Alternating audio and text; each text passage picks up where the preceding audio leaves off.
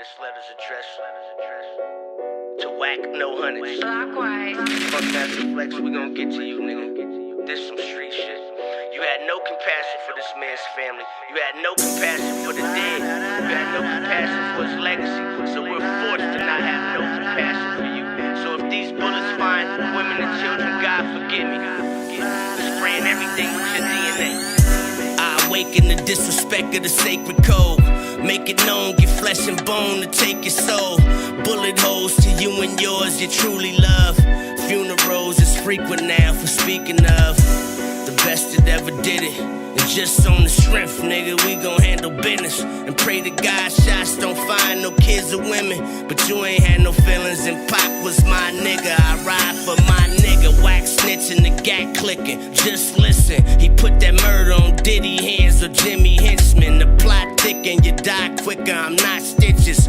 Pray to a fiend and kiss the feet of Pac's sister. My little niggas is out looking, the clown woofing. We drown niggas with tech rounds, we fly crippin'. The sky different, my mind flipping, he flamed up. The feds got him disguised different.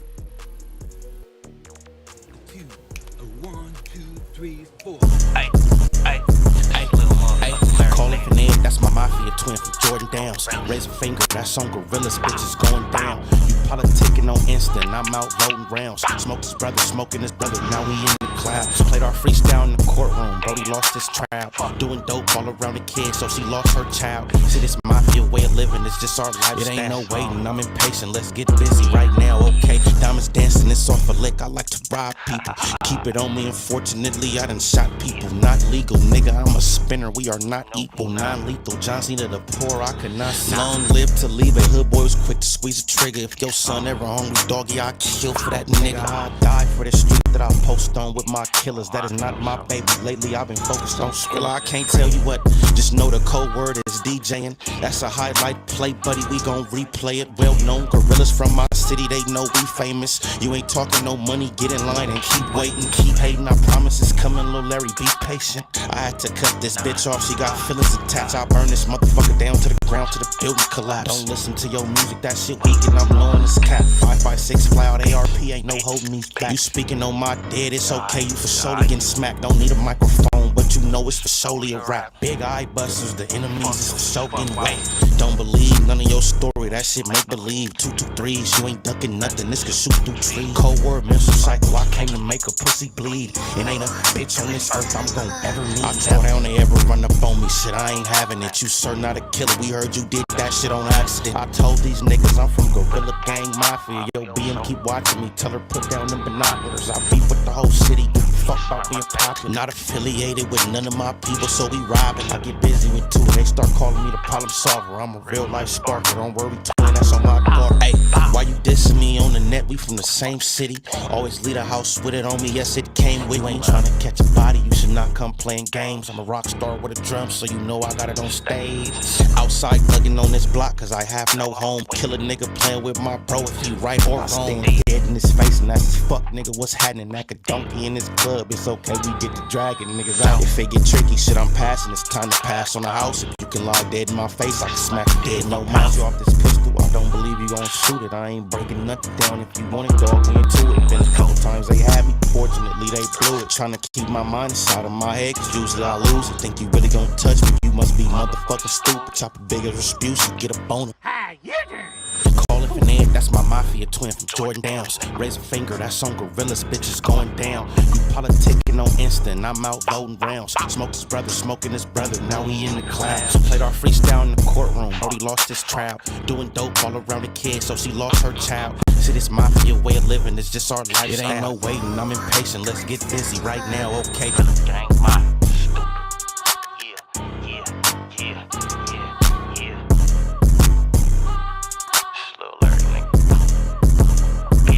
Do that. I told that nigga, well, fuck it, I'll blow a nigga logo off his hat. Hey, AV, I'm out this motherfucker. 4 extra! Hey, please slap that bitch. What up, niggas? They done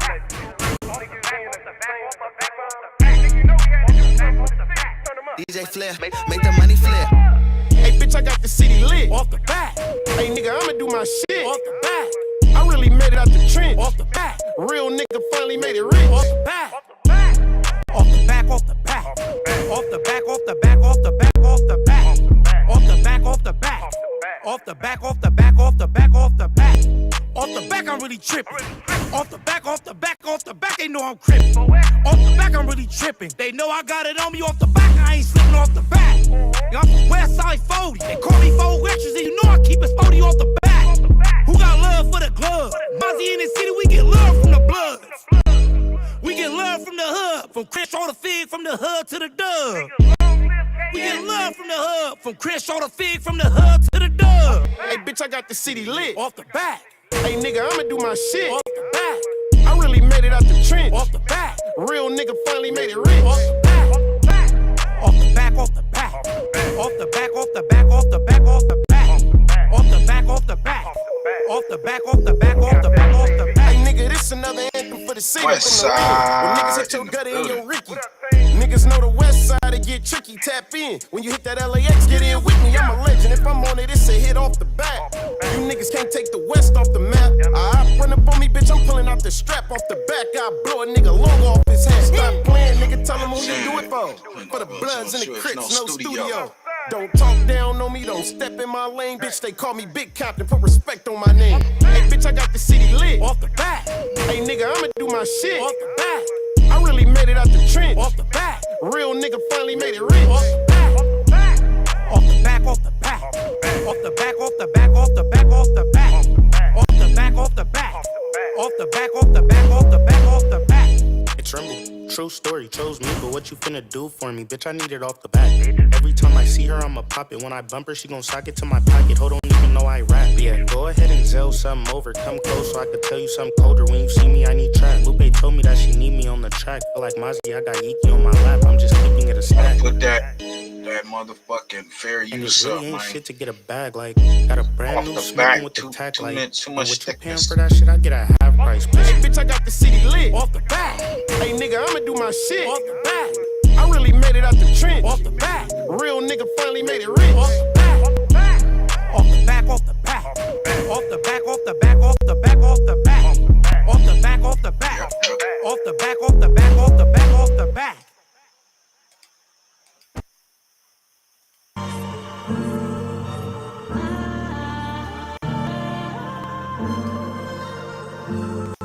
Yeah.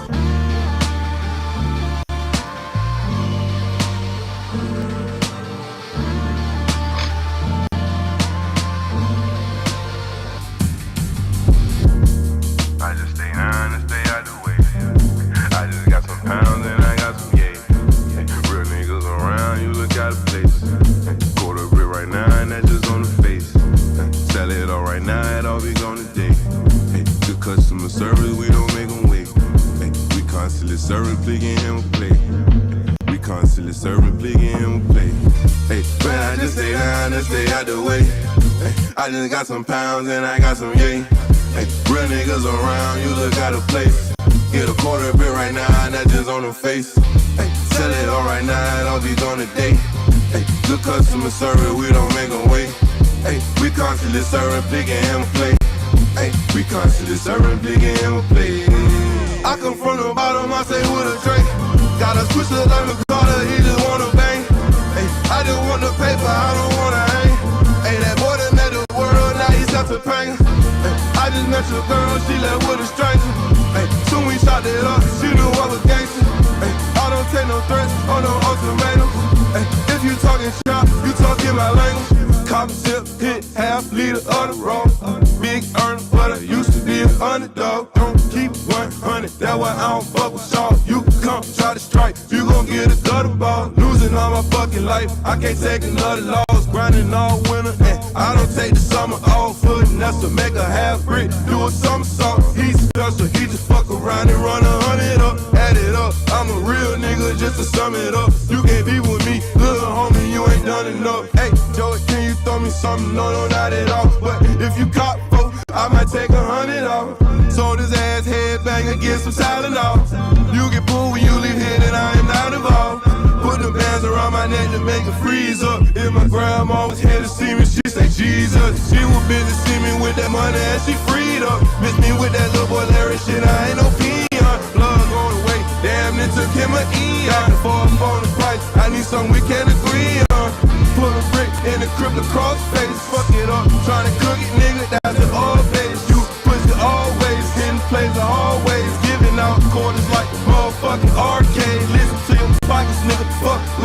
start saving. Yeah, I keep that fire on my fucking dark days. Me and my pistol will never part ways. Me and my pistol will never part ways. I just stay down and stay out the way. I just got some pounds and I got some real niggas around, you look out of place.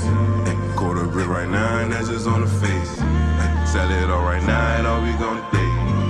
Good customer service, we don't make them wait. We constantly serving, big and him play. We constantly serving, big and him play.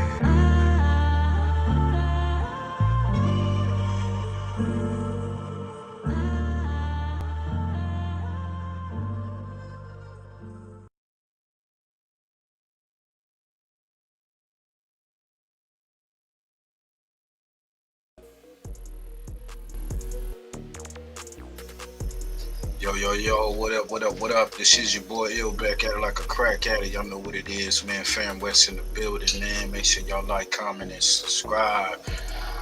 Share this. Subscribe to all the channels. Got my brother Push in the building, man. Make sure you subscribe to his channel, Pushy.Push. Yeah, what's good? Yeah, man. West Side Wednesdays. Try to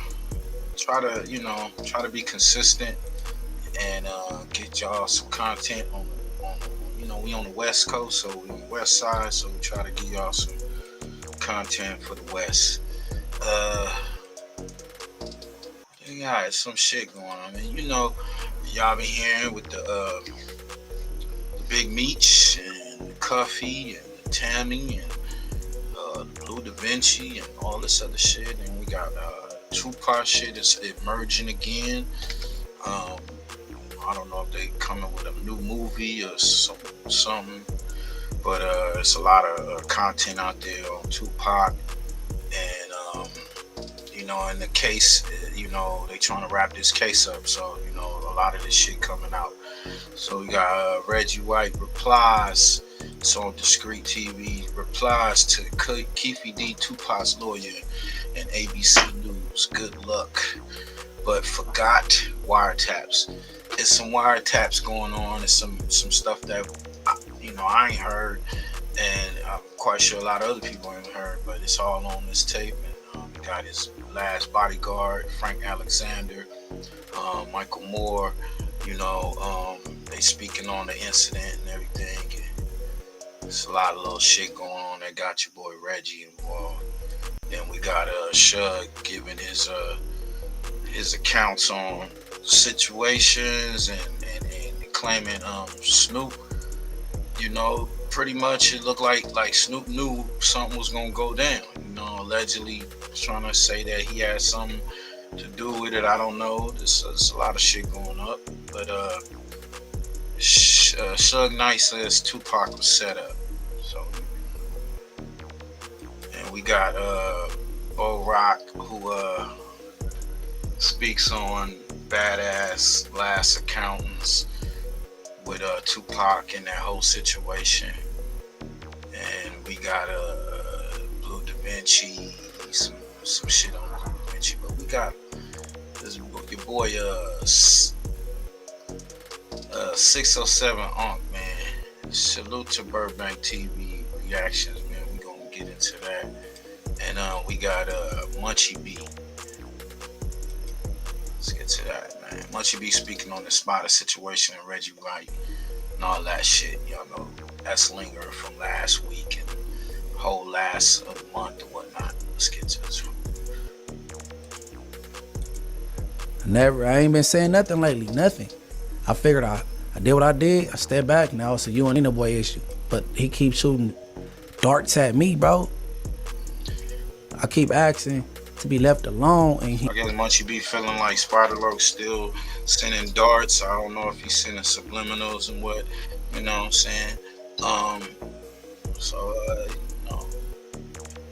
This is like, I'm a battle rap fan, so they back and forth. They both MCs, and Munchie B has said he done shot some darts on some of these newer records that I'm yet for him to release. Now, do y'all think they should keep it on wax? You know what I'm saying? Just back and forth, little battle rap or whatnot. That nigga Munchie got some flow, man. He won't do it.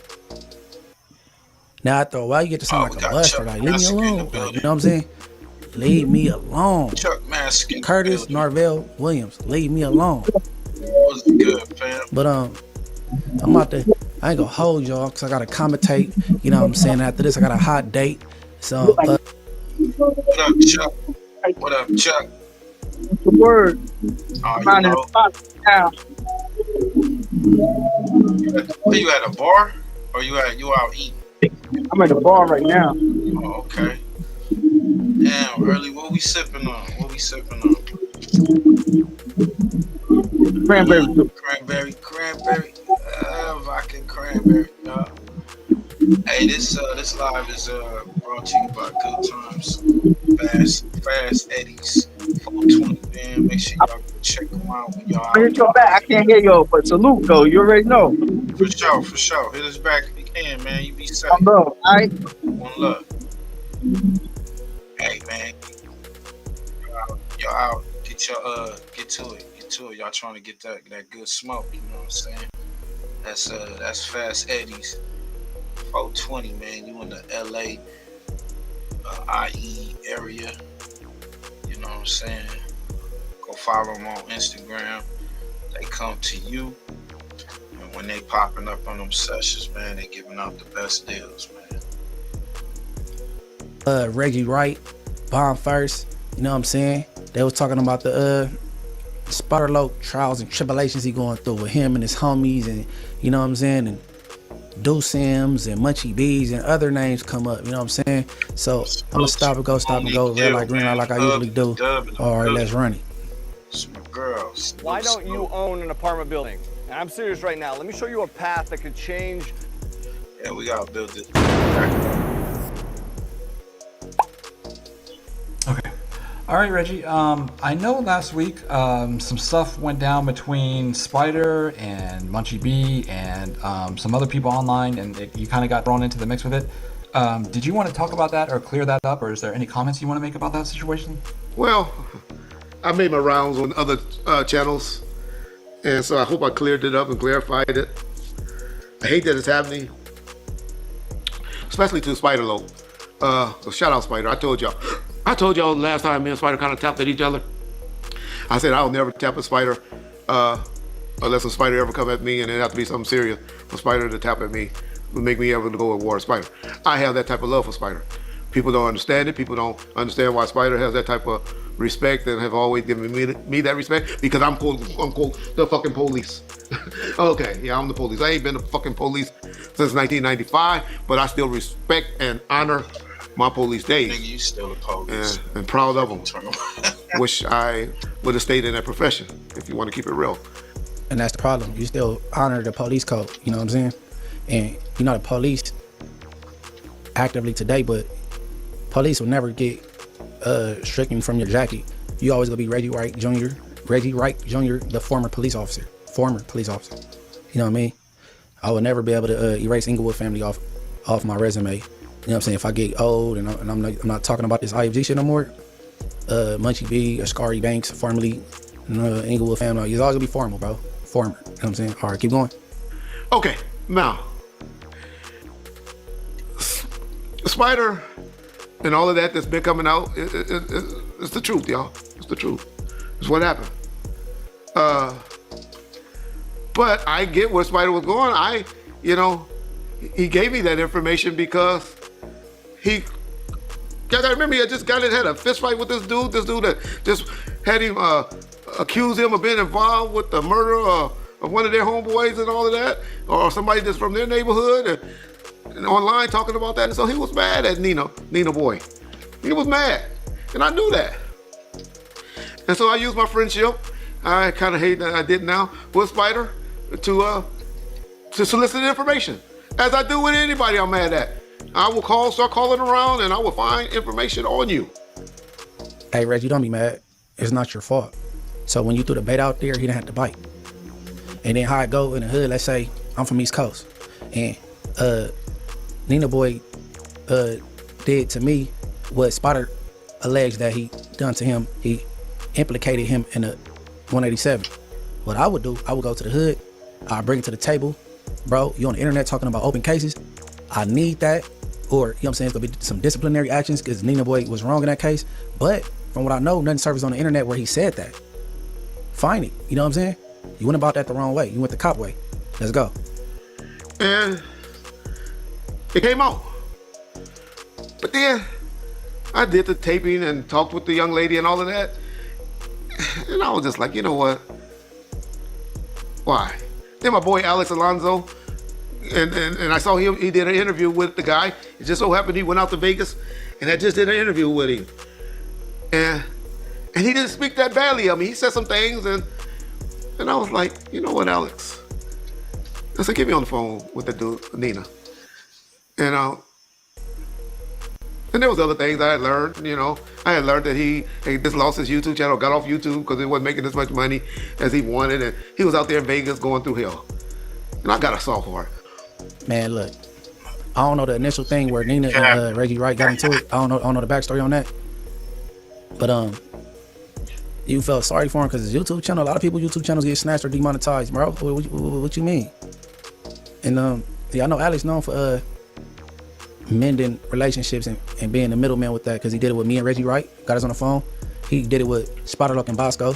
So, you know, Alex do that, but Alex said he don't recall being the third party in this case with Nina Boy and Reggie Wright. So maybe Reggie Wright remember a little different, but let's keep going. So Alex got us on the phone and we talked. He said we didn't get on the phone. As I remember, we got on the phone, but you know, with me and my memory, and y'all just don't know how many people I talk to weekly. I'll be on the phone like a little bitch all day. And so I really forgot the person who be on the phone like a little bitch all day is Spiderlock. Three-waying people, putting people on mute, clicking people over unannounced, and hey, so-and-so on the phone, giving people intel on other people from his hood. That's who the one to be on the phone talking all day like a bitch. Like we seen the leaked conversation with Deuce M's and Diamond from Damo QA Conversations. He was talking like a little bitch, asking to be reinstated and all that to an entity he's not getting paid from. It's not his hood. He's not begging for his marriage. He got 4 baby mamas he not with that epic fails. Maybe he should have begged them for them relationships. That's the relationships you want with your family. Not Deuce M's, which you never seen, and you don't even know if Deuce M's got all 10 of his toes. Never met him in person. But let's keep going. You know, how the conversation went. But I knew it came up that Reggie and Nino Boy was gonna leave each other alone. And was gonna just, you know, not speak negatively on each other. I never tell people don't talk about me. I never, if y'all tell me when I dropped something with the groupie and all of that, I told them, first thing I told them, hey man, you keep doing what you're doing. You keep doing your content, you know? I never, you know, jokes, since no joke, I never was like, man, what you know, Gene, anybody I supposedly have issues with or whatever, run your content. Run your, you know, do your thing. Just don't lie on me. Just don't lie on me. But put out whatever you feel, you know, that you learned or you feel that you know. So that's how I am. And so me and Nina Boy came up with that agreement. Right, I don't know if it was through Alex, 3-way call, or me and him verbally. I could have sworn it was me and him face to face, but he said it wasn't. Okay, so I got to respect that. Hey girl, appreciate you for pulling up. Me and John elected not to put out the information, not to put out the stuff. This is over 2 years ago, to my knowledge. At least 2 years ago, maybe a little shorter than 2 years. Okay, here, Reggie say him and John elected not to put out the interview because Reggie and Nina Boy came to agreement. But Spider say it didn't come out because he asked him not to do it after a while because him and Nina Boy got back cool. Two things can't be true in this sense, but let's keep going. Didn't think nothing else about it. Then Deuce M's, you know, called me. Nigga over there talking shit about me currently today called me, but we still talk. I still pick up the phone. Your ass is a fucking rat pig. Wear it, man. Just wear it. Like, yeah. I love to tell on niggas. Makes me feel good. Big oink. Fuck out of here. On with him. Right? And talk to him. Wack always tell me, I don't know why you talk to that nigga. That nigga ain't doing nothing but taping your calls and go use shit against you later on, which turning out to be true. Same shit but it's all good. Do to other people. And so, how would your life change if with the click of a single button, you could get all the clients you've ever dreamed of? How in the hell is Cash Jones gonna say somebody's gonna record your calls and turn on you one day? Right.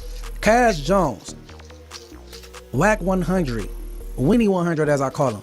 He gonna tell a police officer, a former police officer, well, we gonna call him Reggie Wright Jr. How you gonna tell Reggie that somebody gonna do what you do every day to people to him? Man, this fool Cash is a weirdo. Let's keep it working. He said, Reg, tell your boy Spider, he got about 3 or 4 hours to apologize and had a whole list of people he wanted to apologize to and all of that. And if not, they got some content that they gonna expose and this and that and that. And I'm like, okay, all right, dudes. So I called Spider, like, hey man, fuck those niggas. I talked to him. Hey, I'm gonna tell Nino boy what's up and I'll deal with it. And so that's what happened. Nino boy, at the time, Spider said he was like, all right, cool. But then y'all know what started happening after that. Everybody started doing reaction videos to it and all of that. All I want to say is, I hate that it went up, but y'all see how Reggie be holding shit, and if Reggie give y'all his word that he ain't gonna do something, I honor it. If I tell y'all— Shut the fuck up. Yo, that nigga's a slime ball. Hey man, that shit wild. Let's continue with this Reggie nigga.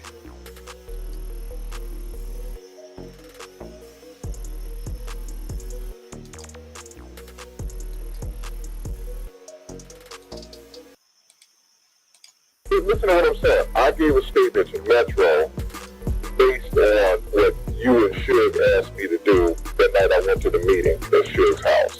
Okay? About the petty tactics, well, I'm already said that. Now, to go in there and then say something different than that, that's going to jeopardize a lot. You know, that's perjury there. Okay, this stuff is already on record. I don't know what the FBI is talking, have they talked to Metro about this? Metro don't talk to the FBI about it. They're watching the whole thing. And for me to go get on a witness stand and then just be put out like that, well, that's what's wrong. And you already gave a statement. Yeah, I gave the statement to Metro already, Reggie. Okay, why can't you do that same thing? I'll put David Killer. That's all. That's Reggie White on the phone with Alexander, rest in peace. Him and Michael Moore passed on. Mysterious Discretion TV, man. Go over there, run them numbers up, man. I feel like a lot of this shit is closing in on these dudes, and you know, just like, you know, with roaches, you gotta fumigate them motherfuckers. They just start coming out, and all this shit coming out.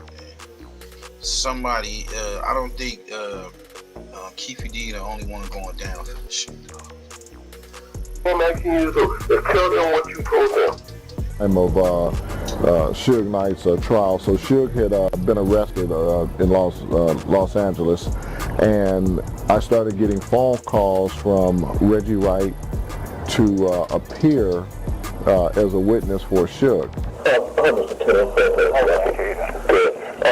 Mr. Ken, I wanted to call and talk to you because I'm really upset about, you know, how this whole thing and everything is going, and I seem to be in the middle of everything. And I could have called Reggie to talk to Reggie, but I'd rather call you being an attorney and let you hear where I'm coming from and my standpoint and everything. Because the other thing too, if I were to speak to Reggie, he may come back to you in a different way. All right, well, can you let me change phones and go to my office? Sure. One store to Euclid Street and the 5 freeway. Hello? Okay, there, now I can hear you. Okay. I want to say this, Mr. Kenner. First of all, in Las Vegas, I'm hearing... And you could tell in his voice, man, he was real scared, nervous, you know what I'm saying? Like, they threatened this big ass nigga, talking about they was gonna get rid of this nigga. Man. So I just want to clarify with you, which report is it they're looking that you have? Because he told me, he said... the one that I think that came up is actually, I think, a Compton Police Department report. Mr. Kenner, I have never spoken to Compton Police Department. Never. I've never been inside of a Compton Police Department.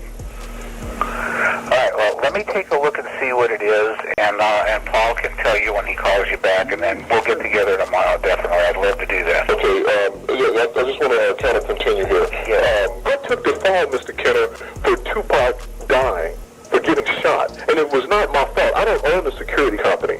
I don't tell people in the security company how many people should be put on an individual. You know, I've asked for more security for Tupac in the past. Okay, I did everything I could do except for that particular night have my gun. And there was a reason I didn't have it. There's a reason that everybody else probably don't know, because we were all told not to carry any weapons. The whole thing, Mr. Kenner, I've been put as the fall guy, and I'm getting blamed for everything. And it's not funny.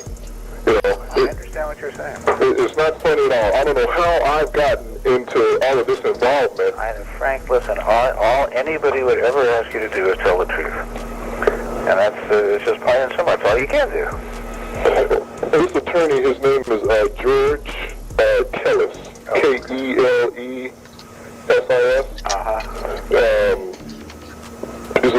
His car says attorney at law. And he's in Las Vegas. You have his phone number? Yeah, I know. Okay, you know what I'm speaking of. Anyway, he had this meeting with all of us in security. And this is what he said in the meeting. So we were told to leave our guns in our car. Okay, but my gun was in my car because I was going over to the MGM. I knew that I couldn't carry it in the MGM. I felt that I couldn't because of the earlier conversation as well. So I left it in the car.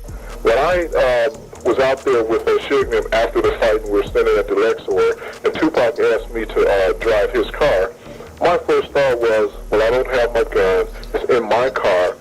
Everybody's going to leave. I didn't know exactly where everyone was going. They would have left me because they don't wait, and you know that. But the thing is, I knew we were going to 662, and there was plenty of guns at 662, you know, as far as security went. No one knew what was going to happen. You never think or know when anything is going to happen. Of course not. Right. So it wasn't like I thought that, okay, we're going to drive down the street and we're going to get shot at, so let me leave my gun. Frank. You know what I'm saying? So I know, but Mr. Kenner, all this stuff is coming back on me. You know, this whole thing since this shooting has all come back on me. Listen, let me, I'll see what I can. I have never heard that. This is the first I'm hearing of anything coming back towards you. Mr. Kenner, I've been made the fall guy since the shooting. I went to my room. He told me to go to my room. I was like, you can't leave him like that, right? So I go, Pac, what do you want to do? He goes, man, I want to go to the MGM. He goes, fuck this shit, right? I was like, well, I'm not dressed, Pac. He goes, well, I'll tell you what, you go get dressed. Michael Moore, you stay with me. I said, all right. And he goes, and then when Frank gets dressed, you go get dressed and you meet us over at the MGM. So I go up to my room, I get dressed. I come back down, Mike, he takes off. Pac goes, come on, Frank, let's go catch a cab. I go, what are we doing? He goes, we want to go to the MGM. I said, you want to walk over there? He goes, no, man, we want to catch a cab. We walk out of the MGM back arena area. As we get out into the entrance area, we're looking for the rest of the SUGE's guys, the Death Row Posse, and then Pac's looking for the Outlaws, right? So after a fight, everybody met out there, and then everybody got together, and we went on about our business. This particular night, we're standing there, and we're looking for everybody, and then everybody shows up. Everyone shows up, and one of the homeboys, one of SUGE's homeboys, his name is Trevon, he comes over and he whispers something in Pac's right ear, because I'm on his left. We're waiting on Tyson to come back there, and Pac's back there, he's all excited, your boy just knocked out Selden, 50 blows, you just hit him 50 times, you count him. So, I'm back there with him and everything, and SUGE is back there. So SUGE says something to Pac, and then the next thing I know, we're leaving. Tyson didn't even make it out the ring to come down. We walk out of the MGM back arena area. As we get out into the entrance area, we're looking for the rest of the SUGE's guys, the Death Row Posse, and then Pac's looking for the Outlaws, right? So after a fight, everybody met out there, and then everybody got together, and we went on about our business. This particular night, we're standing there, and we're looking for everybody, and then everybody shows up.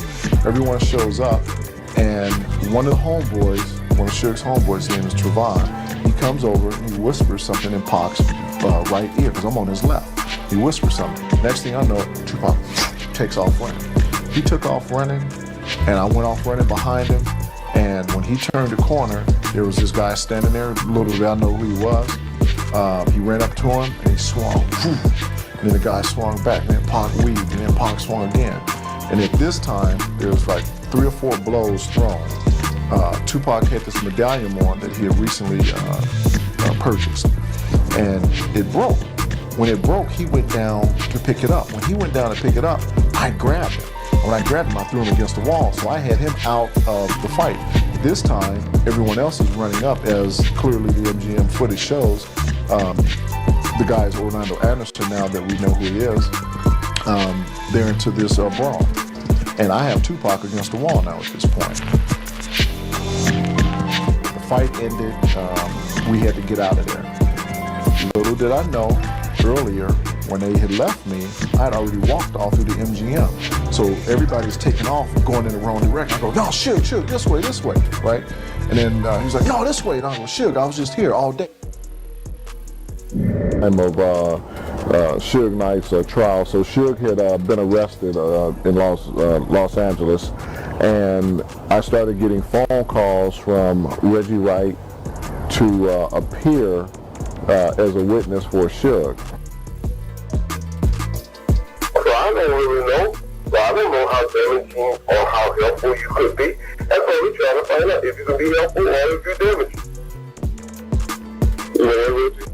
I gave a statement to Metro. That's Reggie Wright on the phone with Frank I gave a statement to Metro based on what you and Suge asked me to do that night I went to the meeting at Suge's house, okay, about the chain getting snatched. Now, I've already said that. Now, to go in there and then say something different than that, that's going to jeopardize a lot. You know, that's perjury there. Okay, this stuff is already on record.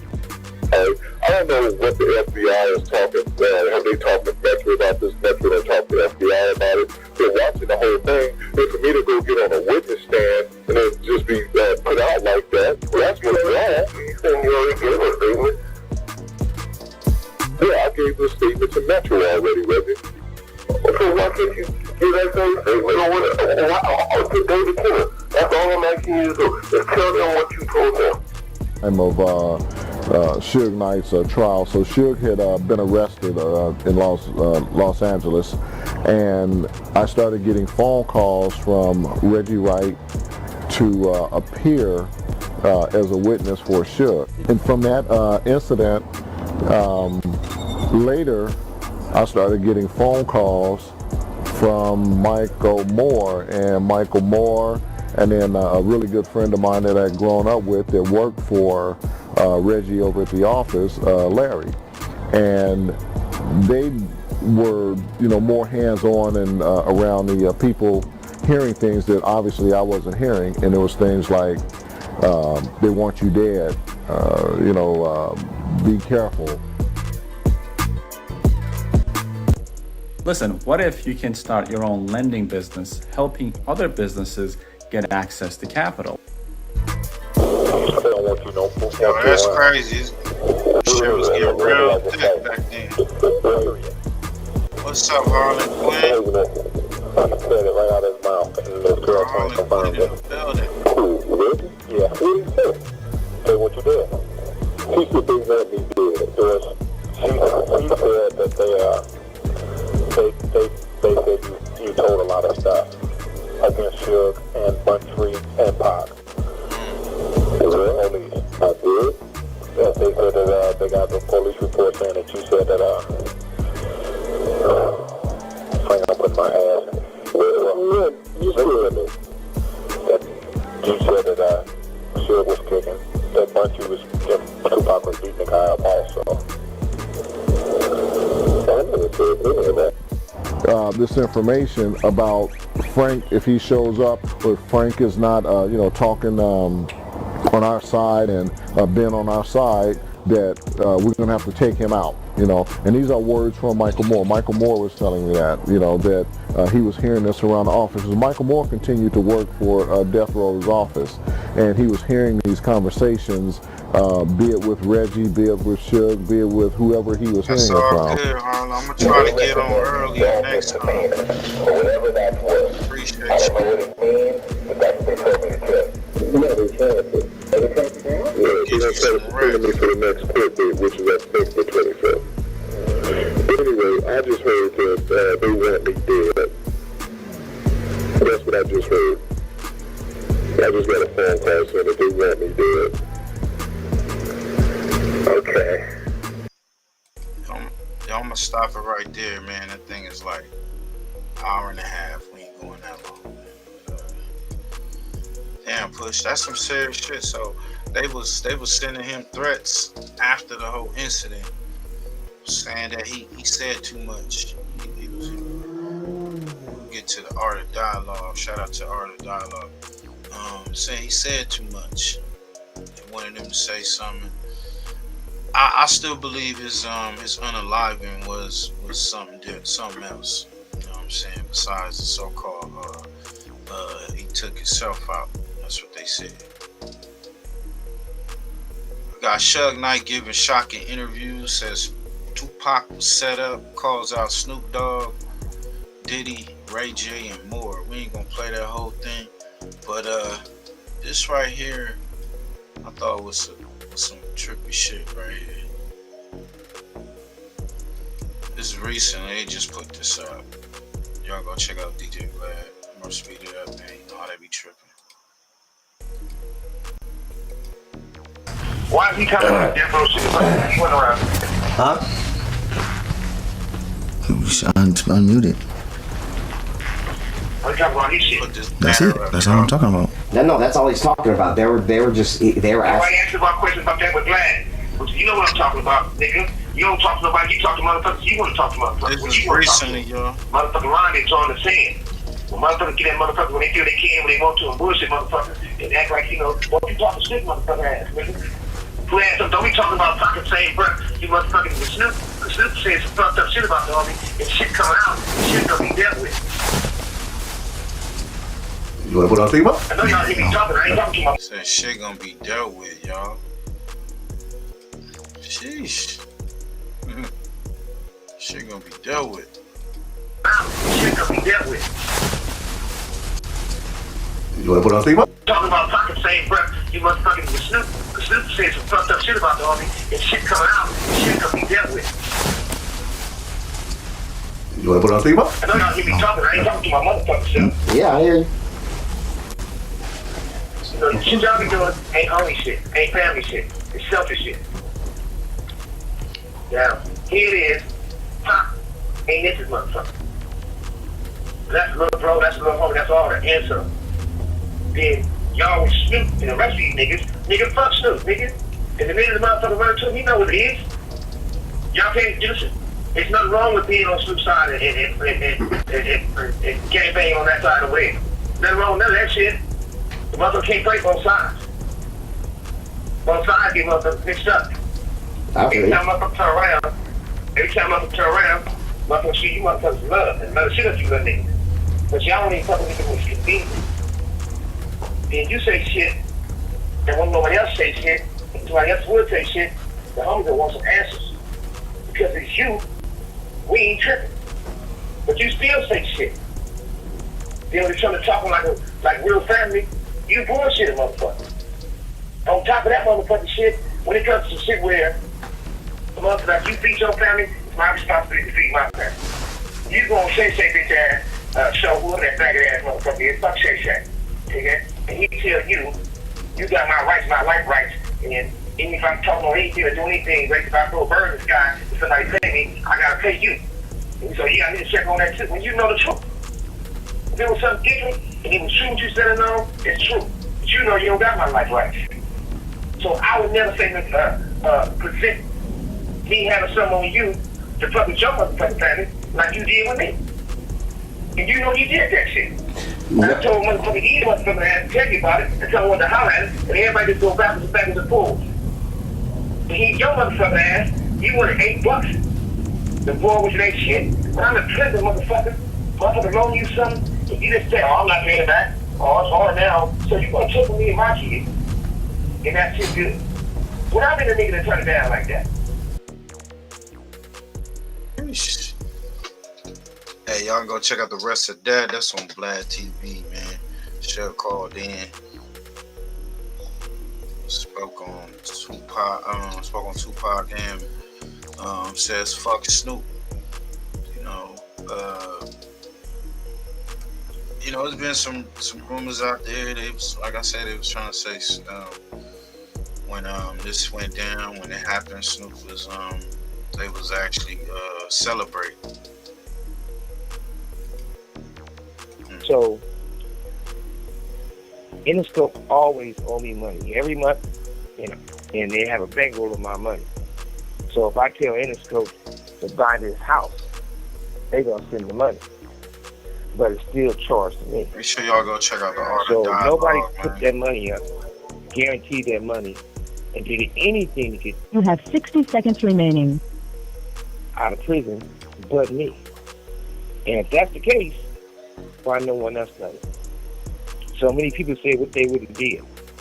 If it was a fit, we all be Trump. So that's that. So Suge, when Tupac got shot in Vegas, right? Y'all was in New York prior to y'all going to Vegas. If you can you give me the backstory where Tupac and Nas had that run-in and how Snoop got on the radio and made some comments that got Tupac mad? All right, look. We go to New York. It's MTV Awards.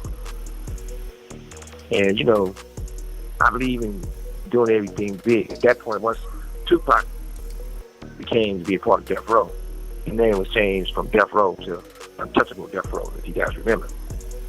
So I ordered the plane. We go to New York. We go to the awards. We went to the awards. We having a good time. There's a lot of tension there.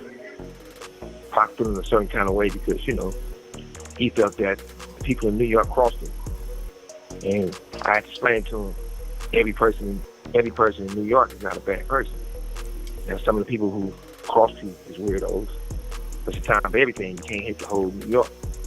He was ready to be a Deplies dude from the Fugees. We was all there. We shut that down. And we went over to the after party. The after party, Pac seen Nas. And Pac went up on Nas at about 100. Him and Nas started conversating. Anybody that know Pac is on gold status. That's all. Pac is gonna be either or.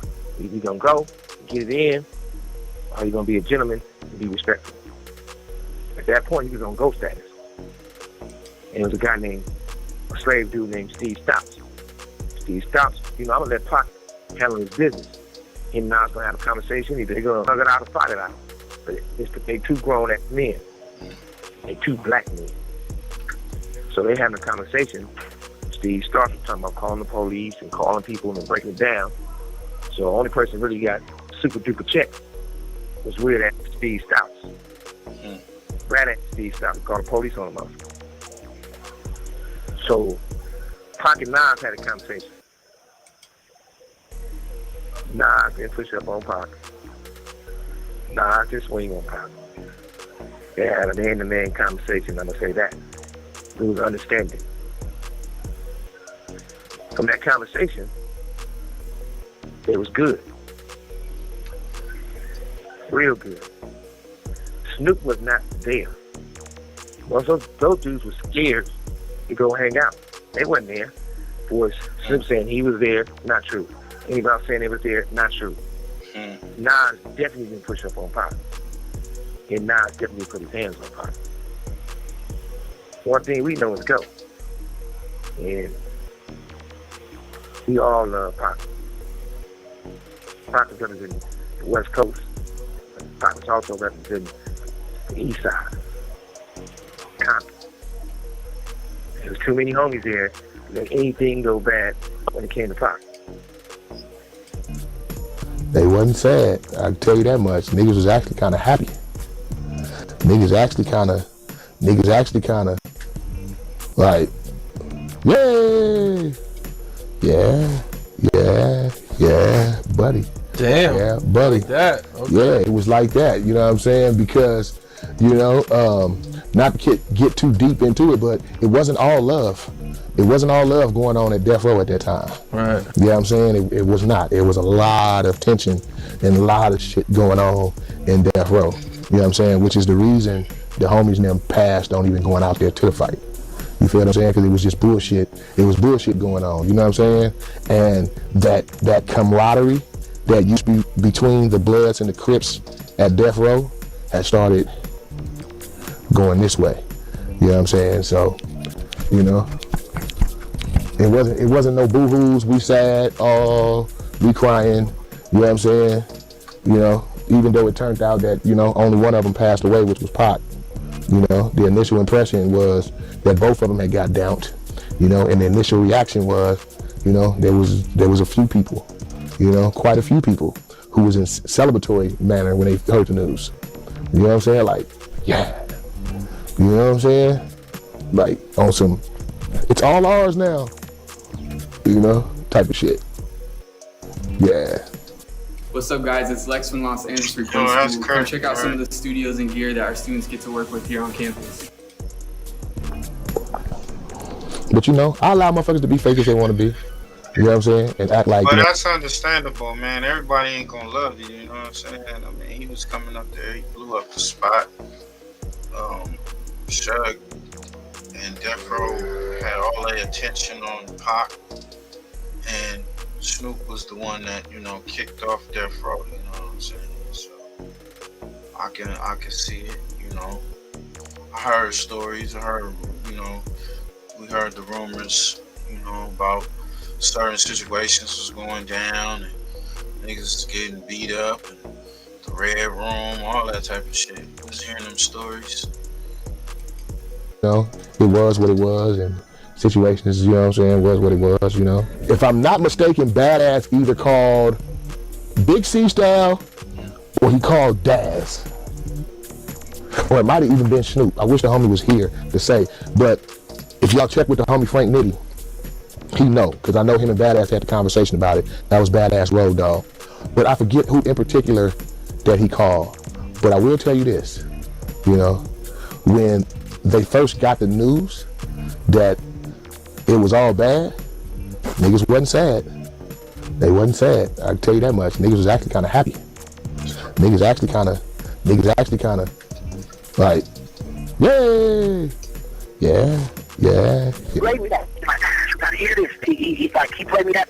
The album cover, he showed me that. Like, he was like, look at my album cover from Machiavelli. I thought it was Goosebumps. So I was like, damn, you look like Jesus. And he was like, yeah, no disrespect to Jesus. And I remember him just bringing out this canvas and showing me the album cover. This is memory that if I live to be 180 years old, I will remember this shit like it was 2 days ago.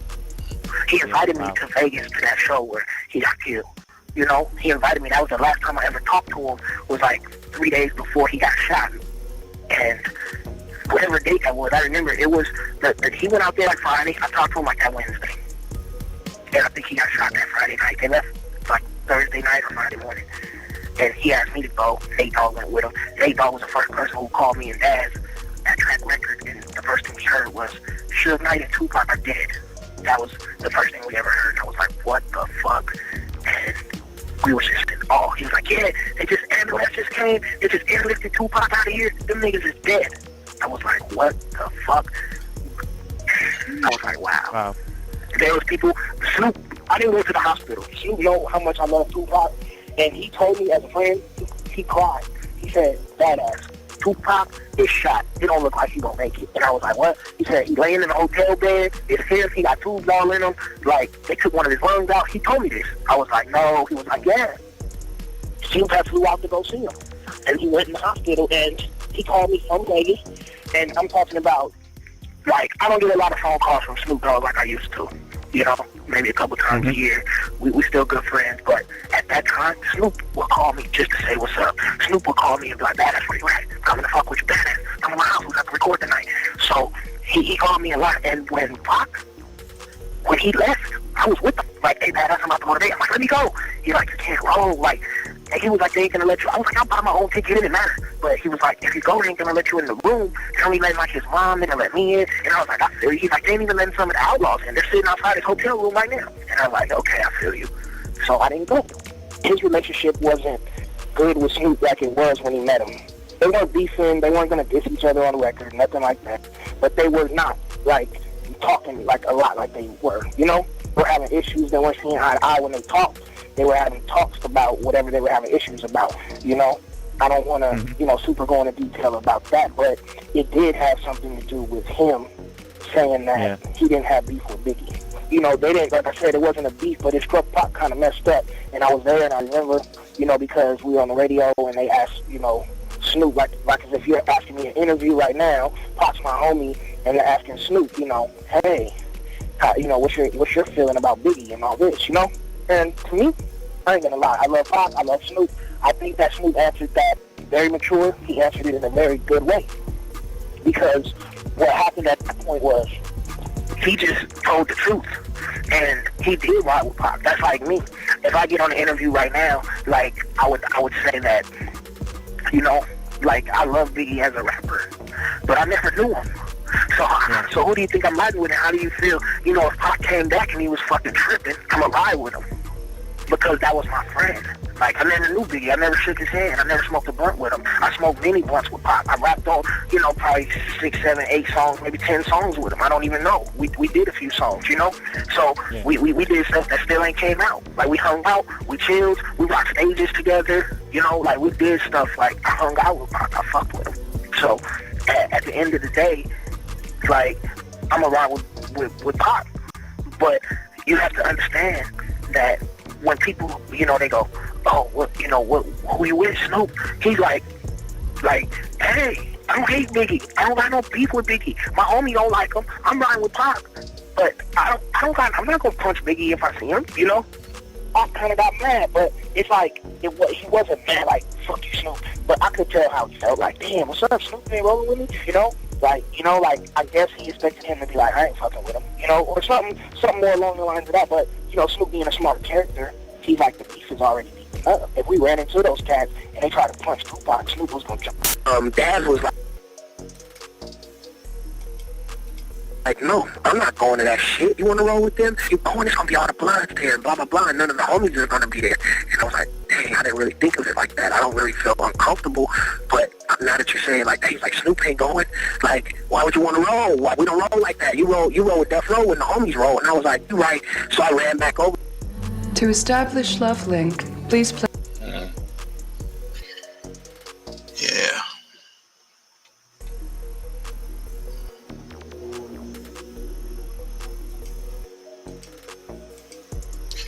It definitely was some shit, some tension back then. I could see, the homies saying like, nah, man, we ain't gonna roll down there.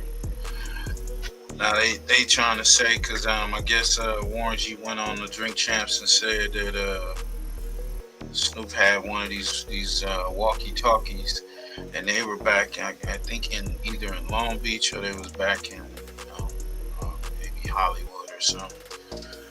But they was back in Cali, and he was able to find out and had range all the way to Vegas, so he knew. He kind of like knew what, as soon as it went down or after it went down, he was told or whatnot. Paraphrasing.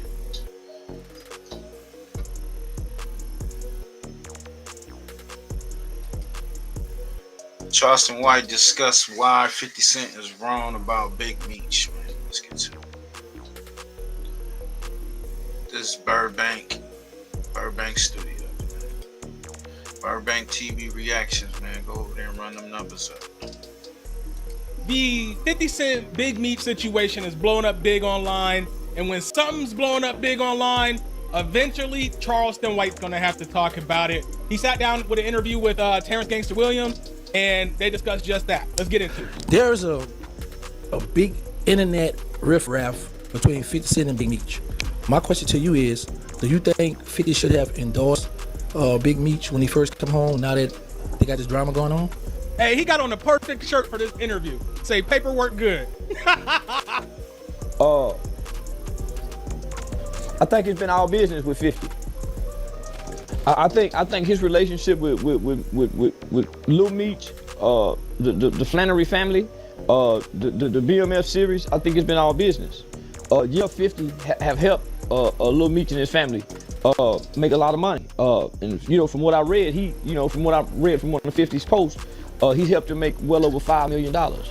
But here's my thing: if it's all about business, why did 50 Cent bring his personal feelings into it? Well, I mean, it can't be all about business and then you bring your personal feelings into it at the same time. Either it's personal or it's business. It can't be both.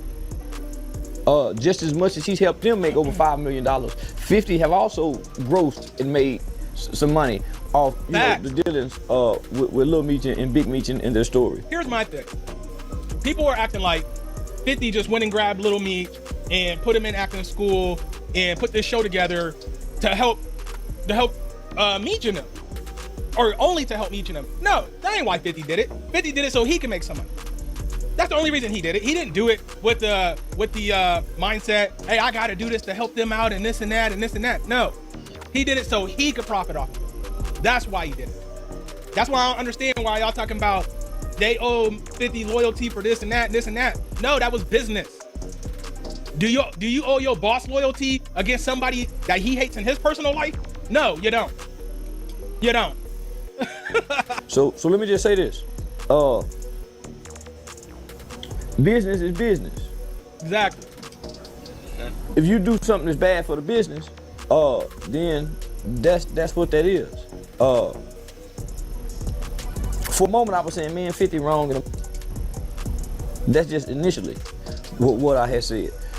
But when I sat down and really just analyzed it and looked at it, I'm kind of with 50. The only thing I disagree with is how can you call the man a snitch and it ain't no paperwork? That part. So speaking of the paperwork situation, do you think Tammy Cowan should speak up to clear up everything? Just from a little bit that I've read upon, when Tammy Cowan took the stand in the federal case, she said that she didn't do this, that Meech had nothing to do with her working and cooperating. That part in the paperwork. With the FBI. As far as I'm concerned, anything that comes out of her mouth is a lie. With no proof, if she comes out and says, yeah, Meech told me to do this, but she don't have no proof, it's a lie because she has a track record of playing motherfuckers. Just plain and simple. We just gonna put it that way. She has a track record of playing people.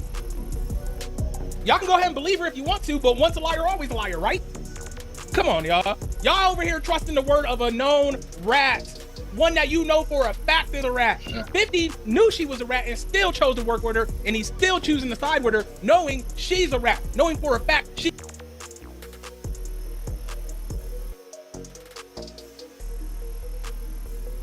Saying, homie, when did the streets, homie? I thought you had to have paperwork on it, homie. Now you got in jail saying, man, Meech put me here. But the broad, Tammy, initially said otherwise. So Cuffy. That's the truth. This game, you're not.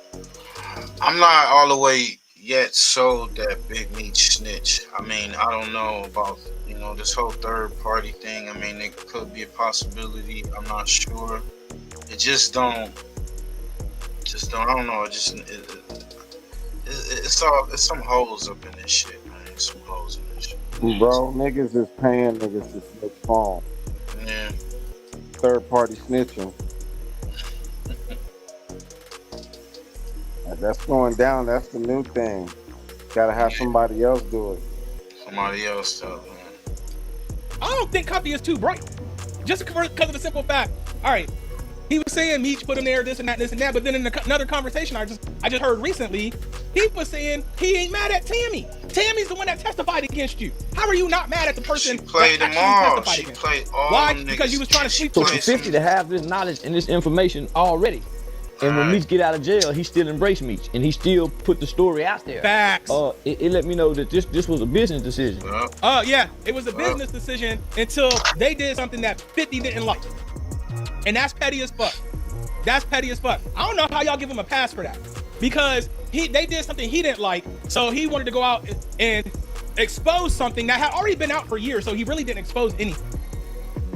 He just brought it to a bigger platform.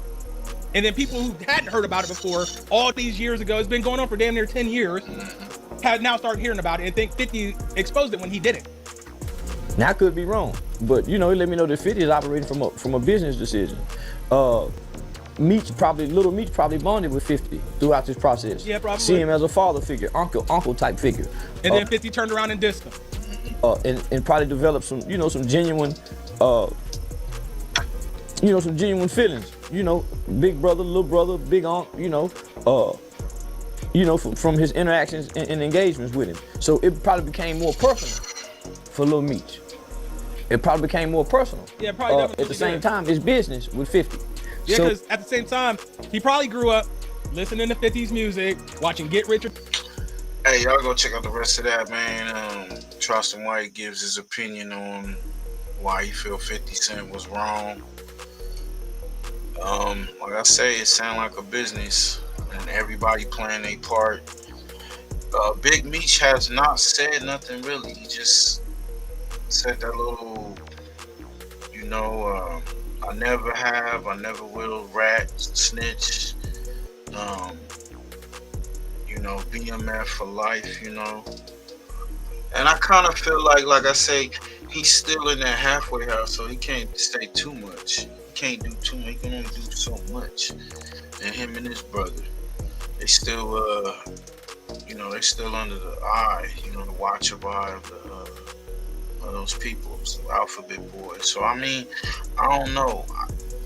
We hearing everybody else coming out speaking on this shit, right? We got the lawyer that was actually behind Big Meech and Southwest T. Let's get to that. But before that, we got some shit on Wacky and Loose Cannon.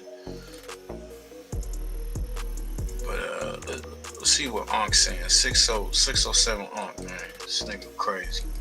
Why do he always gotta go to the gay stuff, man? Any pilot or Flying J? They try to pay me $2 million to I don't know if I want to say this because I ain't taking $2 million. It's the Bob report, you got to come on with it. They try to pay me $2 million to kind of spread the rumor that Meech was a snitch. They try to pay me to do that, and I started doing it, but I just can't do it for the money. So I kind of did a reverse. I'm from St. Louis. I'm from Back Door City, gang. Once they told me the information, I had to do a reverse, gang. Right? I like to slay demons, but not an innocent one. I mean, Meech probably was in jail over 20 years. Remember I talked about people in jail, they take dick and they be in jail over 10 years? He probably did that. Wow. But he ain't snitch. This nigga. He ain't snitch. Right. That was kind of Hey, why he always going to the gay stuff with it? I mean, he was in prison for 19 years. I'm just saying. But still, why? You see that nigga now? He always got to go to the gay stuff, man. Trick by 50 Cent to steal 150 million. That's what I want. You mean steal 150 million? Well, for the life rights. He got paid 150 million for stars for BMF life rights. They try to give me $2 million of that shit. That's what I'm on. And I was thinking about it, but it's why take it, right? Why I'm gonna take some money from old big booty 50 Cent, right? Don't he got a big booty? That's how you know a lot of shit in there. Damn, bro. That's why I like to poke him in and make the shit come out the shit just come out. That's what I'm about. Take the shit straight out of 50 Cent ass. That's what I'm about. He a lot of shit. This nigga's zesty as hell, cuz. Right, and he tried to wild up St. Louis and use Cuffy as a pawn. I mean, Cuffy really doing 25 years, gang. And I thought it was 27. I mean, I could be wrong though, but I'm pretty sure it's 27. They use him as a pawn and make him believe somebody stitched on him that didn't, to kind of deflect, to kind of destroy Meech and steal 150 million. It's kind of I mean, that's St. Louis shit, it's backdoor, but. So where do you think this is coming from, huh? It came from, I don't really want to say it, but Tammy Coins, right? You gotta understand. The Tammy Coins, she just ain't come out of nowhere, right? And a lot of people don't know, right? Tammy Coins ain't just boom and just pop up, right? Tammy Coins, she came from somebody named Blue Da Vinci, right? And you know Blue Da Vinci, right? Yes. Blue Da Vinci been #1 supporting that Meech snitched on Cuffy. He the one that came up with the paperwork, right? Didn't I tell y'all? I've been said this already. He might be watching my videos. I don't know. I do a lot of videos, a lot of shorts on him, so he might have peeped the channel, maybe. I don't want to get full of myself. I'm just saying. But didn't I say that? I have been saying that. If anybody, it's Blue Da Vinci. You know what I'm saying? We already know for a fact that he not only took that took that safety valve and attempted to cooperate with the DEA. He cooperated with the DEA up until like 2020, actually. This 60-second trick will change your life. Meet Pi. Yo, he just stopped cooperating 5 years ago. Damn, Snitch Da Vinci. God damn. There's something crazy about that, right? Because he a known snitch.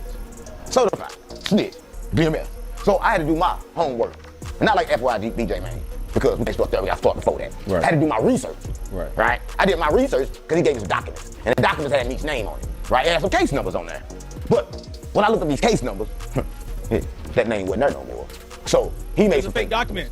Put Meech's name in it. That's what. Fake documents, my nigga. You hear that, y'all? Fake documents? Fake paperwork. Bro, why are they going to him to speak on Meech? Yo, the same way they go to Whack and the rest of these dudes. They get all these cats' opinions that supposedly got some type of, fame on their name or whatnot. I guess he from St. Louis.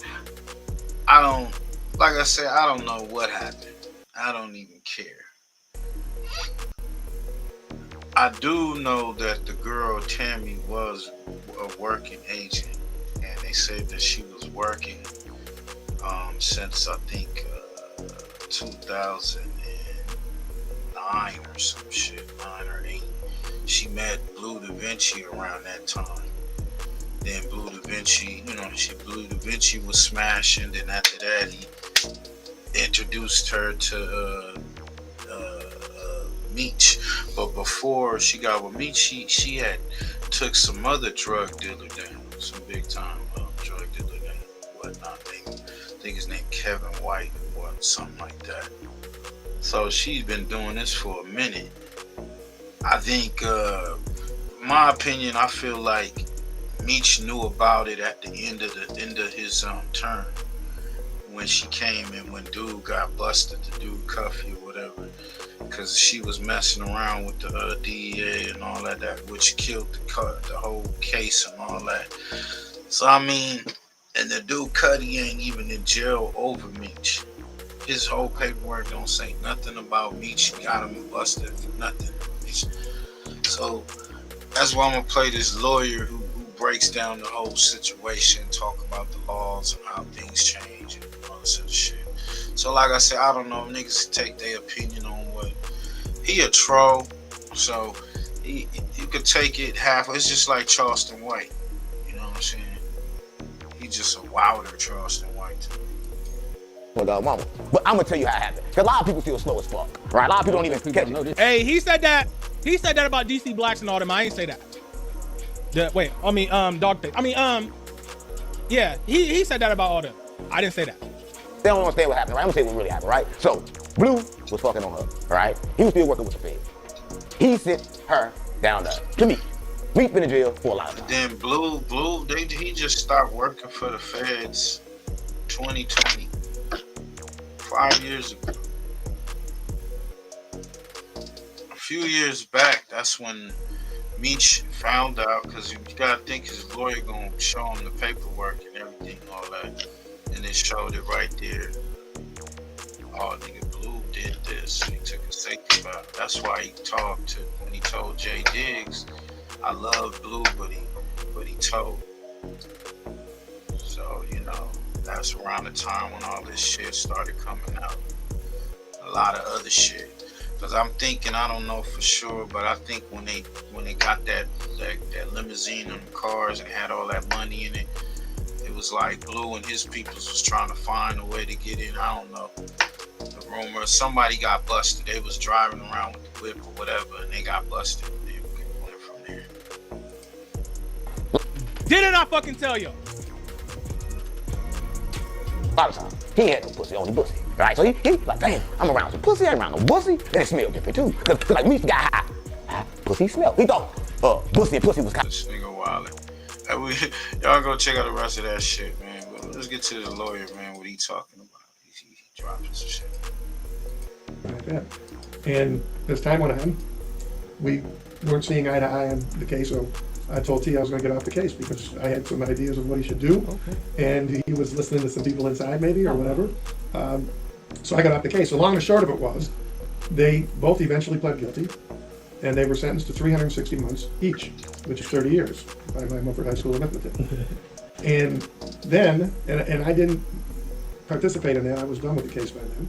I certainly think we could have done better if I'd have stayed on the case. Well, then 360? 360 months is a lot. Well, because you got to remember, because of the BMF thing. See, I never even heard about that. Yeah. Terry he never talked like that.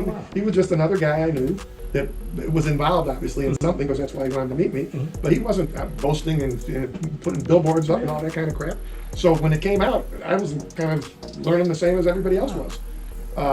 Well, he's already discussed the Black Mafia family. I never heard the phrase Black Mafia family ever. It wasn't like Pony Down or YBI. I never heard that phrase. He was just Terry Flannery. He was just a guy from Southwest.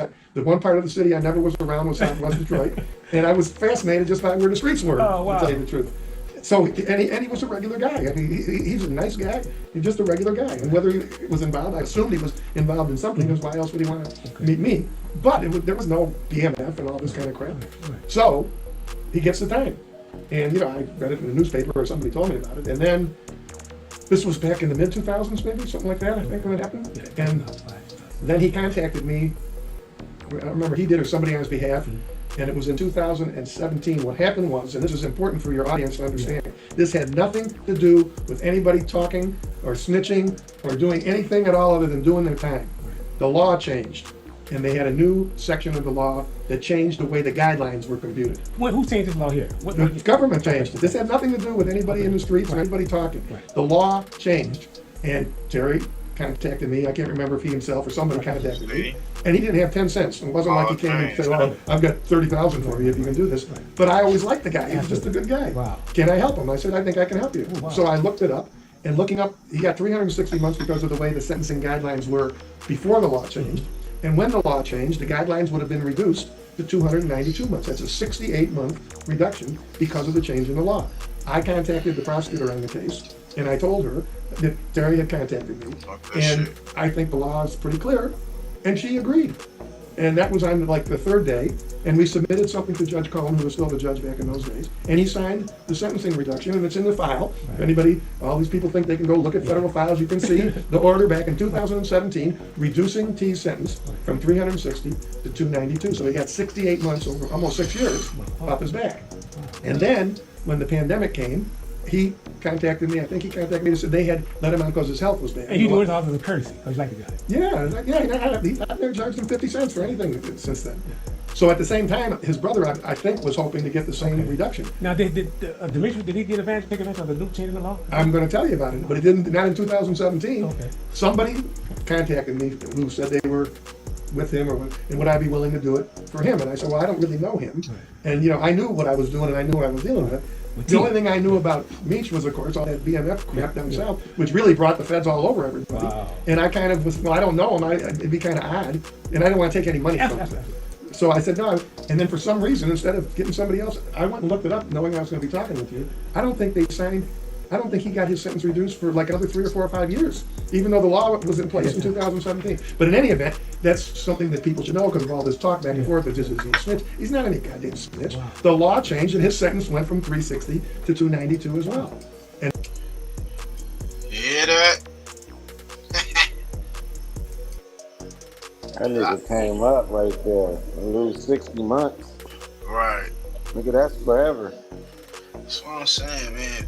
That's why he ain't saying nothing, because I think in his conditions he can't talk. My uncle just got out. Like, he can't be speaking on nothing. Can't come on social media and say nothing that got to do with his past case and all. These niggas just running content and everybody pointing fingers. This shit started with Wack.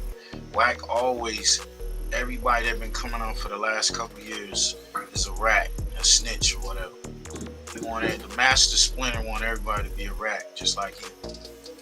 And then, from what I understand, he was sent to the halfway house, which, people have to understand, again, for those of you who are listening to this, when you get a federal sentence, unlike a state court sentence in Michigan, if you get a state court sentence, there's no good time, no halfway house, no nothing. If you get 2 years, you do 2 years, 24 months to the day, okay? That's not the feds. People need to understand that. In the feds, you get 54 days a year, good time, which is pretty much 2 months, okay? You can also go to the halfway house within 6 months of whenever your release date is. So when you get a long sentence like he had, 360 months, you're talking about 30 years times 2 months a year of good time. That's 5 years, that's 60 months off of it to begin with. So now it's 292, and now it's 5 years off of that, now it's 232, and he did all that time. And that's what everybody says, that there's a 5-year window that hasn't been served. That's the whole chapter. Like a 5-year window? What do you mean window? When I say window, I mean like he has 5 more years to do that he's not doing. First thing, are they all geniuses? They understand the federal system? No, they do not. I'm saying these people who are... No, they do not. No, they do not. None of these niggas passed the bar. None of these niggas is lawyers. Oh, these are YouTubers. You guys flip-flop. They got their own microphone. So what I'm telling you is, before they start talking, maybe they should talk to somebody who knows something about the federal criminal justice system, so they don't say stupid things on YouTube or wherever it is that these young kids are at. But they're not such young kids, obviously, if they're talking about him. The long and the short of it is, everybody, there's nowadays, a lot of guys are coming home earlier, having nothing to do with snitching or telling on anybody, just because the system has now been set up that they're trying to get people through the system quick.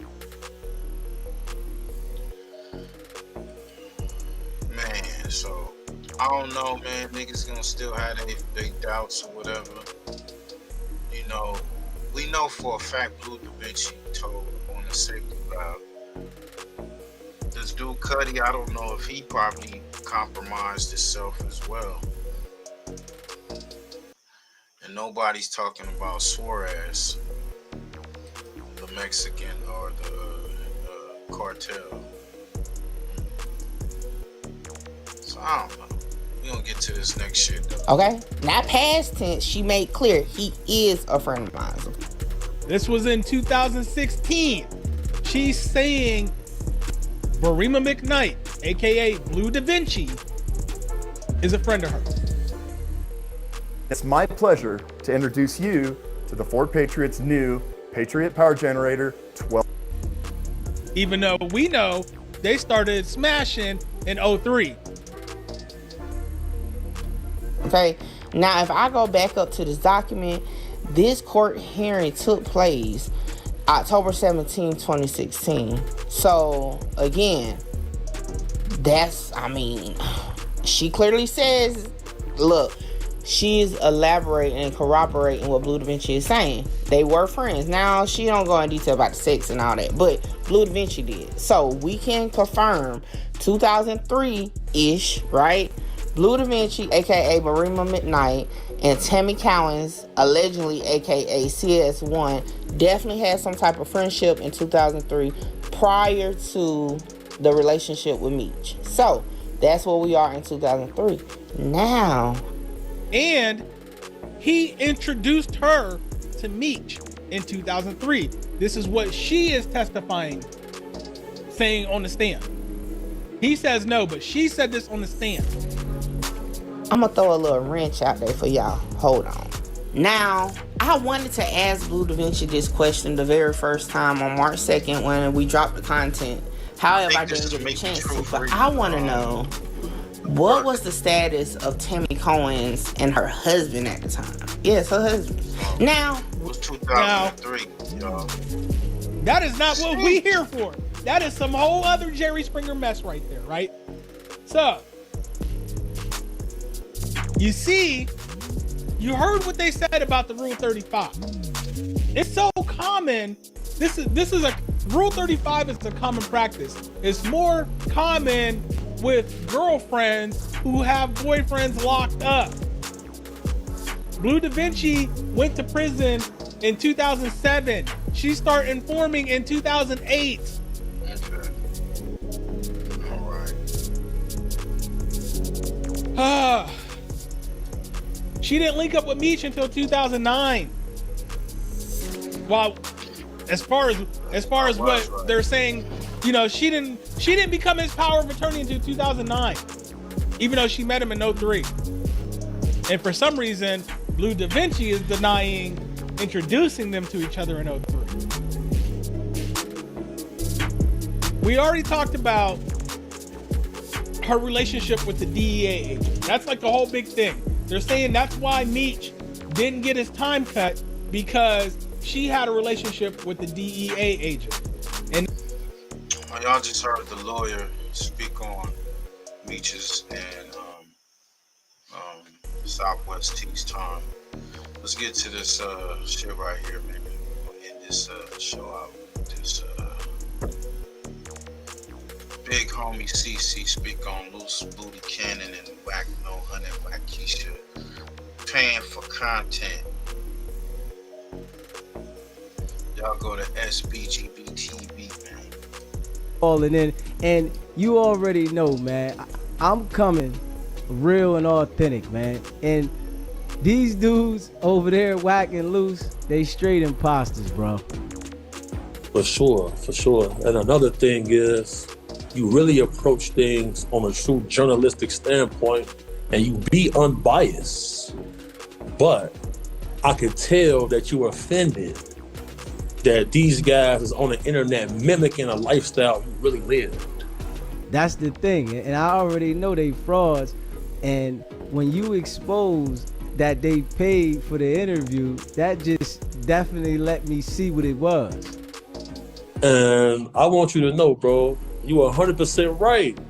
And me and the guys, when you go live, we be mad we missed the live. We be huddling around the TV screen watching your lives because you then built an organic platform and a community of people who think like-minded. You see what I'm saying? Because let me say this, right? The dude Loose Cannon is a sucker, bro. Because, you know, I know him outside of the internet. And if you meet him, he the most genuine, courteous, polite guy. But whenever one of them OG old niggas get a hold of him, now he turned to a different guy. Okay. You see what I'm saying? Because, you know, Whack 100 called Loose his watchdog. Oh. And, you know, Big U used him for that same type of shit. Because, you know, I had did an interview with Cam Capone, and I had said, you know, that guy Loose Cannon name came across my desk before. He was the one who got me my No Jumper interview because the man Adam wasn't responding. You see what I'm saying? He the one got me the No Jumper interview. He posted a clip that I said about him on his page. He been kicking it with me and with my people at the pool in Vegas and all of that. You see what I'm saying? Right. But he made a mistake. He showed me that he's flawed. And I've been treating him like a sucker ever since then. He's been upset. Okay. You see what I'm saying? Because, well, if you meet Loose without one of them OG West Coast niggas, he not the same person at all. And the thing is, Black 100 and Reggie got hit with a civil RICO case, right? That case simply disappeared. But right after that, Whack goes on this whole tangent where he's causing confusion and he's turning people against each other on some COINTELPRO shit. Because see, I know things about him. Them boys is working because Deezy, you know just like I know. Who can do all of this nonsense they doing with impunity from the law? Yeah. You know just like I know. When the mafia niggas was having wars, all of the guys who were openly violent was working with law enforcement. Law enforcement want the animals to all kill each other. The man Loose Cannon is a sucker, man. The man had to pay me to join the live. When I seen these, you know, most drivers don't know that they can buy out their lease because it's not really talked about, right? It's not really talked about at the dealership. These boys, they seen my homies.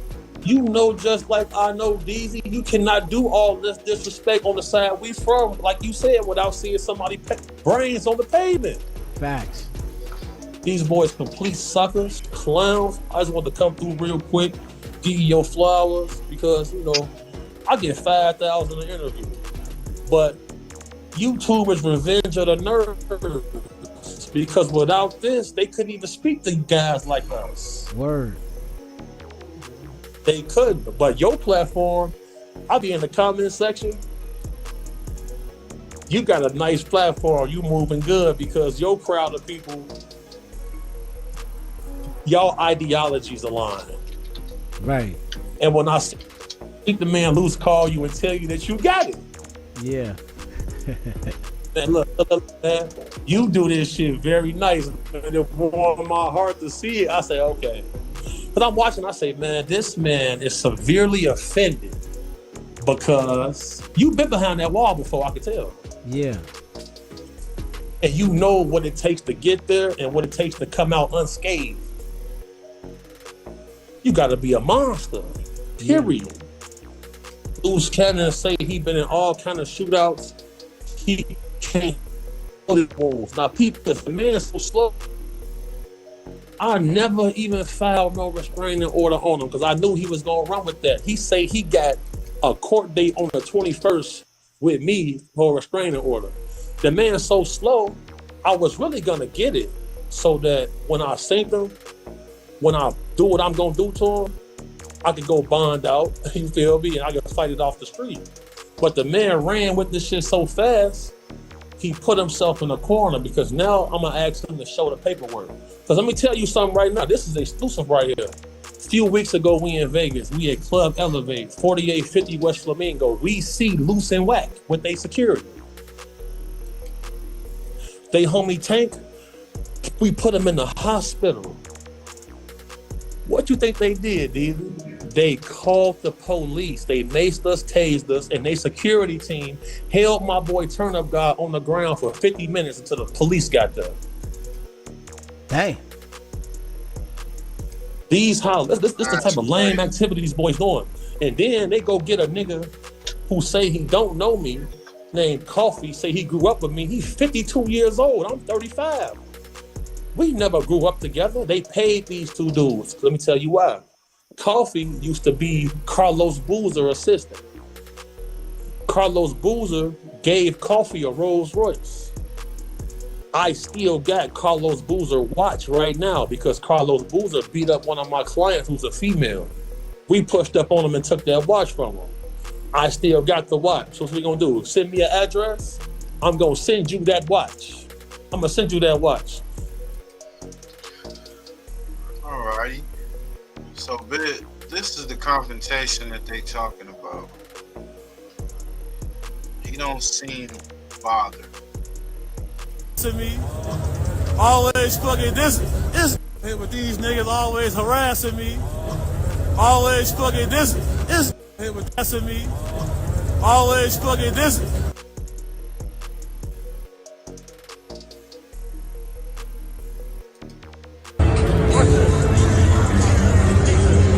Let's get him age. Right now.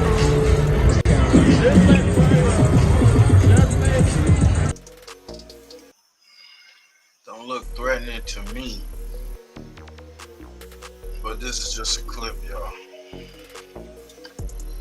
Yo, Push, what you got coming up, man? Oh, shit, bro. Just dropping TikTok and YouTube, bro. Got that new TikTok coming up. Hey, y'all go check out Push on TikTok, man. The numbers is up there. Put your thinking caps on. Make sure you go strap in, man, so you get that knowledge. He dropping jewels over there. Go follow Big Nutter and follow Fan West. No Capping TV, man. We out this bitch.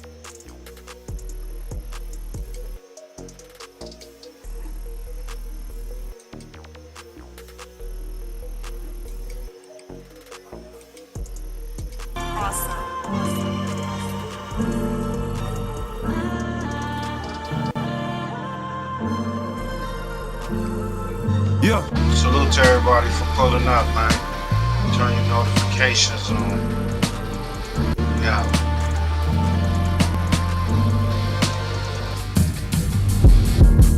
I just stay on and stay out the way. I just got some pounds and I got some yay. Real niggas around, you look out of place. Quarter brick right now and that's just on the face. Sell it all right now, it all be gone today. Good customer service, we don't make them wait. We constantly serving constantly serving big and play. Hey, man, I just stay down and stay out the way. Hey, I just got some pounds and I got some yay. Hey, real niggas around, you look out of place. Get a quarter bit right now, and that's just on the face. Hey, sell it all right now, and I'll be gone today. Hey, good customer service, we don't make them wait. Hey, we constantly serving big and hammer play. Make sure y'all stay tuned, man. We got Boom Bam coming through, man. Make sure y'all tap in, man. Put your notifications on. I just want the paper, I don't wanna hang. Hey, that boy that made the world, now he's such a pain. Hey, I just met your girl, she left with a stranger. Hey, soon we shot it up, she knew I was gangster. Hey, I don't take no threats, or no ultimatums. Hey, if you talking chop, you talking my language. Cop sip, hit half liter of the road. Big earner, but I used to be an underdog. Don't keep 100, that's why I don't fuck with y'all. You come try to strike, you gon' get a gutter ball. Losing all my fucking life, I can't take another loss. Grinding all winter, and I don't take the summer off. Putting us to make a half brick, do a somersault. He's special, he just fuck around and run 100 up. Add it up, I'm a real nigga just to sum it up. You can't be with me, little homie, you ain't done enough. Hey, Joey, can you throw me something? No, not at all. But if you cop folk, I might take 100 off. Sold his ass headbanger, get some Tylenol. You get pulled when you leave here, then I am not involved. Put the bands around my neck to make it freeze up. If my grandma was here to see me, she say Jesus. She was busy see me with that money and she freed up. Miss me with that little boy Larry shit, I ain't no peon. Plug on the way, damn it took him an eon. Before I'm on the price, I need something we can agree on. Pull a brick in the crypto crossface, fuck it up, tryna cook it, nigga, that's an old base. You push it always, hitting plays are always, giving out quarters like motherfucking arcade. Listen to your pockets, nigga, fuck what your heart say. Yeah, I keep that fire on my fucking dark days. Me and my pistol will never part ways. Me and my pistol will never part ways. I just stay down and stay out the way. I just got some pounds and I got some yeah. Real niggas around, you look out of place. Quarter brick right now, that's just on the face. Sell it all right now, and all we gonna take. Good customer service, we don't make them wait. We constantly serving big and hammer play. We constantly serving big and hammer play.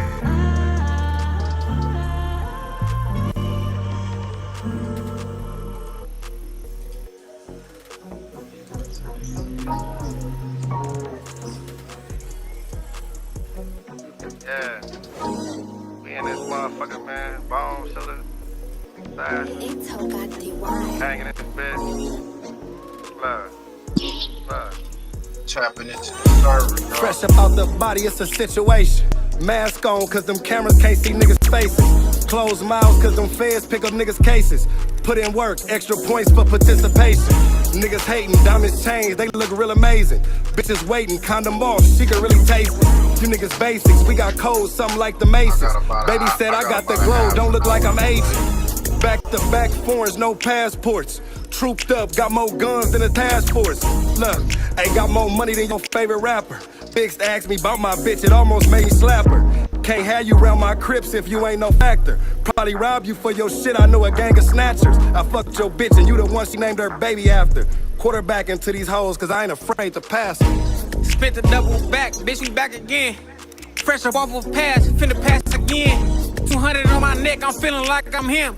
VVS is road gold, shooter for the win.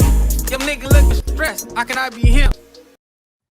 You a bump or a buff, how you wanna live?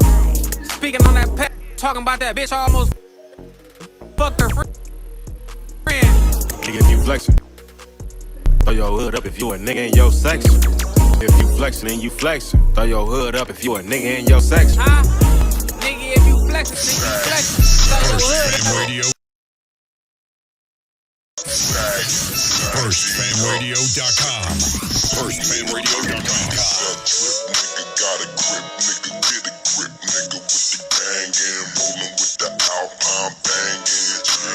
For me, what you gotta say? FirstFamRadio.com. FirstFamRadio.com.